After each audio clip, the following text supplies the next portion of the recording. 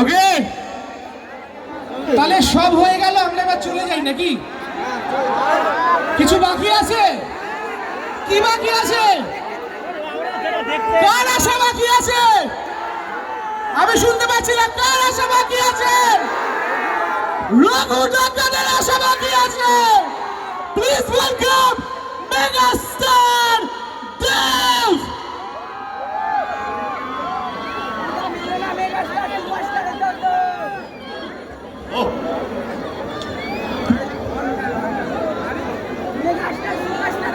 ওকে ওকে ওকে, কেমন আছে বালুরঘাট? আমি যতবারই বালুরঘাটে এসেছি ততবারই এই ভালোবাসা নিয়ে ফেরত গেছি। অনেকজন আজকে আমার সঙ্গে নতুন, আমার সঙ্গে কলকাতা থেকে এসছে। আমরা যখন বাসে আসছিলাম আমি একটাই কথা বলছিলাম, যখন বালুরঘাটে ঢুকবে সব পরিবেশ কিন্তু পাল্টে যাবে। কিন্তু হ্যাঁ, এত এত এত ভালোবাসা পাবে যেটা তোমরা কল্পনাও করতে পারো না। এক্স্যাক্টলি। তো আমি আমার টিমকে জিজ্ঞেস করতে চাইছি, অনির্বাণ কেমন লাগছে? অনির্বাণ সামনে এসো ভাই। সুপার সুপার সুপার লাগছে।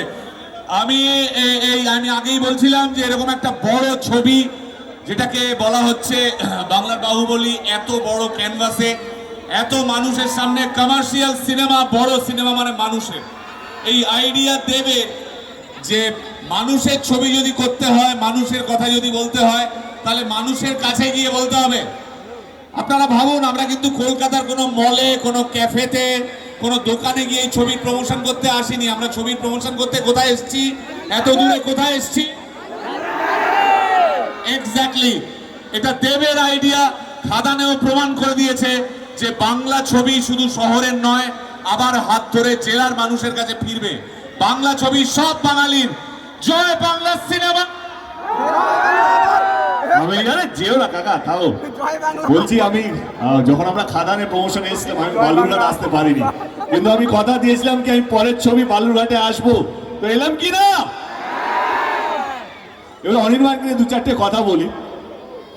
অনির্বাণ হচ্ছে আমাদের সময়কাল শ্রেষ্ঠ অভিনেতার মধ্যে একজন অভিনেতা, এবং আমাদের মধ্যে একটা মিল আছে। কি মিল আছে জানেন? আমাদের মিল হচ্ছে আমরা দুজনেই মেদিনীপুরের। ও পূর্ব, আমি পশ্চিম, এবং ও যা পাঠ করেছে পুরো ছবিটা জুড়ে, আমার মনে হয় কি অনির্বাণকে যারা দেখে এসছেন এত বছর ধরে, এটা ওর সঙ্গে আমার 3 নম্বর ছবি। আরশিনগর, গোলন্দাজ এবং এইটা রঘু ডাকাত। আমার মনে হয় ওর মতো, ওর চেয়ে ভালো আমার মনে হয় না কেউ করতে পারতো রঘু ডাকাতের এই চরিত্রটা। তো যখন আপনার সিনেমা হলে ছবিটা দেখবেন, কোথাও কোথাও আমাকেও টপকে গেছে, কিন্তু যেটা সিনেমার স্বার্থে ভালো। I am so happy and proud of him, কে আজকে একটা ছেলে গ্রাম থেকে আসা এবং নিজের নাম, নিজের সমস্ত কিছু নিজের পরিশ্রম দিয়ে করেছে। তো I am very happy and thank you Anirban, যেটা ও বললো কি হ্যাঁ রঘু ডাকাতে আমি ওকে প্রথম দিন থেকে চাইছিলাম। যখন আমাদের মিটিং হচ্ছিল শিকার মহাতার সাথে, যিনি আমার পার্টনার SBF এর কর্ণধার, যখন এই ক্যারেক্টারগুলো লেখা হচ্ছিল, তখন প্রথম নামটা আমি বলেছিলাম যে আমাকে এই ছবিটা যদি করতেই হয় তাহলে আমি অনির্বাণ ছাড়া করতে পারবো না। এবারে এর উপরে পুরো ডিপেন্ড করতো অনির্বাণ হ্যাঁ বলবে কি না, কারণ চরিত্রটা একদমই অন্যরকম। ওটা শুনে আমার কোথাও মনে হয়নি, আমাকে বলেছিল বিকেলবেলা আমি তাকে ফোন করে জানাচ্ছি স্ক্রিপ্টটা শোনার পর, এবং বিকেলের মধ্যে আমাকে হ্যাঁ বললে, and that's how Raghu Dakat happen. Thank you Anirban, thank you so much. আমার সঙ্গে প্রথমবার এসছে আমার ছবির পরিচালক ধ্রুব ব্যানার্জি। ধ্রুবদা সামনে এসো।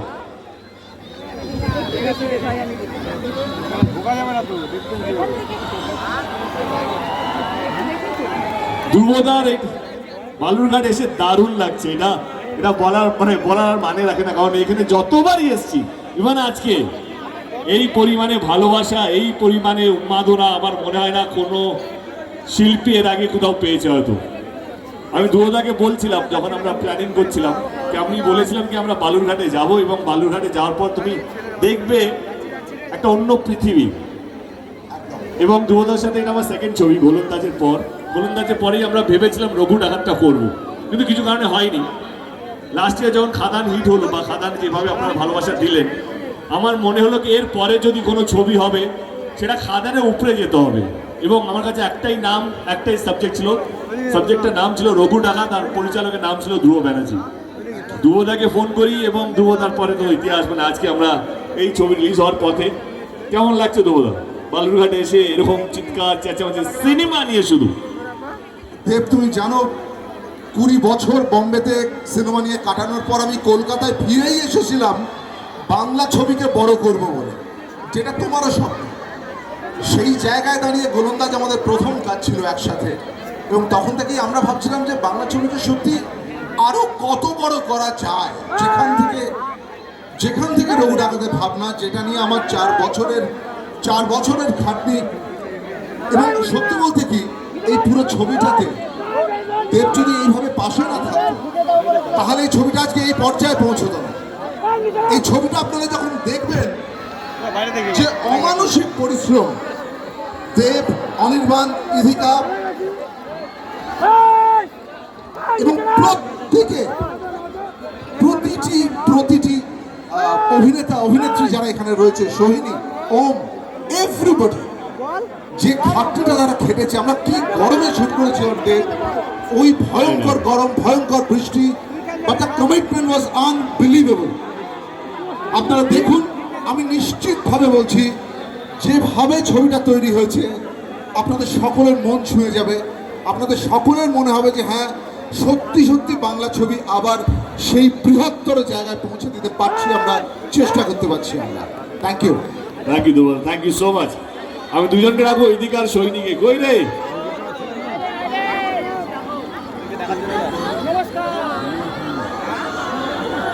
দুজন প্রথম এদিকে দুজন দারুণ অভিনেত্রী, দুজন দারুণ আমার খুব ভালো বন্ধু এরা, এবং এদেরও প্রথমবার বালুরঘাটে, তাই তো? কেমন অভিজ্ঞতা? আমার দ্বিতীয়বার। ও তাই? আমি এর আগে একবার এসেছিলাম, এবং বালুরঘাটে প্রচুর থিয়েটারের চর্চা খুব ভালো হয়। কারেক্ট। আর অনেক নাটকের দল আছে, আমি ঠিক বললাম তো?